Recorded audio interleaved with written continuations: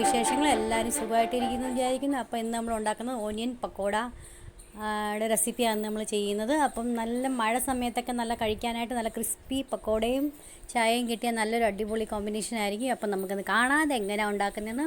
അപ്പോൾ ഞാൻ വലിയ 4 സവോള ഞാൻ എടുത്തിട്ടുണ്ട്, നീളത്തിലരിഞ്ഞത്. അതിനകത്ത് കുറച്ച് ഉപ്പ് നമുക്ക് ഇട്ട് കൊടുക്കാം.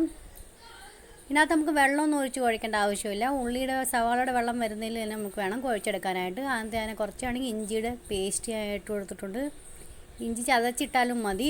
പിന്നെ ആണെങ്കിൽ എരിവുള്ള പച്ചമുളക് 3-4 ചെറുതായി അരിഞ്ഞ് അതും ഇട്ട് കൊടുക്കുന്നുണ്ട്. പിള്ളേർ കഴിക്കുന്നുണ്ടെങ്കിൽ ഇത് സ്കിപ്പ് ചെയ്യണം. പിന്നെ നമുക്ക് ചെറുതായി അരിഞ്ഞ മല്ലിയിലയും കൂടെ ആഡ് ചെയ്ത് കൊടുക്കാം. അതിനുശേഷം നമുക്ക് അത് കുറച്ച് അരിമോദകം കൂടി ആഡ് ചെയ്ത് കൊടുക്കണം. കടലപ്പൊടി ഇടുന്ന കാരണം കൊണ്ട് അരിമോദകം ഇട്ട് കൊടുക്കണം. എന്നാലും വയറ്റ് വേദന ഒന്നും ഉണ്ടാകാത്ത ഡൈജസ്റ്റ് ചെയ്യാനായിട്ട് ഏറ്റവും നല്ലത് അരിമോദകം. അപ്പോൾ അത് ഞാൻ ആഡ് ചെയ്ത് കൊടുത്തിട്ടുണ്ട്. പിന്നെ എരിവുള്ള മുളക് പൊടി ഞാൻ 1/2 ടീസ്പൂൺ അത് ഇട്ടിട്ടുണ്ട്. ഒരു 1/4 ടീസ്പൂൺ മഞ്ഞൾപ്പൊടി ഇട്ട് കൊടുത്തിട്ടുണ്ട്. അപ്പോൾ ഇതെല്ലാം കൂടി നന്നായിട്ട് നമുക്കൊന്ന് മിക്സ് ആക്കി എടുക്കാം. സവാളയുടെ വെള്ളമൊക്കെ ഇറങ്ങി വരുന്നത് നന്നായിട്ട് നമ്മൾ ഞെവിടി നല്ലതായിട്ട് ഇതുപോലെ അമർത്തി നല്ലതായിട്ട് നമുക്കൊന്ന് മിക്സ് ആക്കി എടുക്കണം. അതിന് ശേഷം വേണം നമുക്കിതിനകത്ത് കടലപ്പൊടിയും കുറച്ച് അരിപ്പൊടി ഞാൻ ഇട്ട് കൊടുക്കുന്നുണ്ട്. 2 ടേബിൾ സ്പൂൺ കടലപ്പൊടിയും 1 ടേബിൾ സ്പൂൺ ഞാൻ അരിപ്പൊടി ഇട്ടു ആദ്യം നമുക്ക് കൊടുക്കാം. അധികം പൊടിയുടെ ആവശ്യങ്ങളില്ല, നമുക്കതിനകത്ത് കുറച്ച് മതി. ഓനിയൻ പക്കോടയില്ലേ, അപ്പോൾ നമുക്കാണെങ്കിൽ ആദ്യം ഓനിയൻ വേണം അധികം കിട്ടാനായിട്ട്. അപ്പോൾ ഒത്തിരി മാവിടേണ്ട ആവശ്യമില്ല.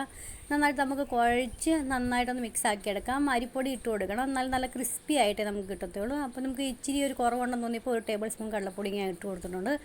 ഇനി നമുക്ക് എണ്ണ ചൂടാൻ ഞാൻ വെച്ചിട്ടുണ്ട്. ആദ്യം 2 ടേബിൾ സ്പൂൺ എണ്ണയും കൂടി ഞാൻ ഒഴിച്ച് കൊടുത്തിട്ടുണ്ട്. ചൂടോടെ വേണം ഒഴിച്ചു കൊടുക്കാനായിട്ട്. കൈ പൊള്ളാതെ സൂക്ഷിച്ച് വേണം ചെയ്യാൻ.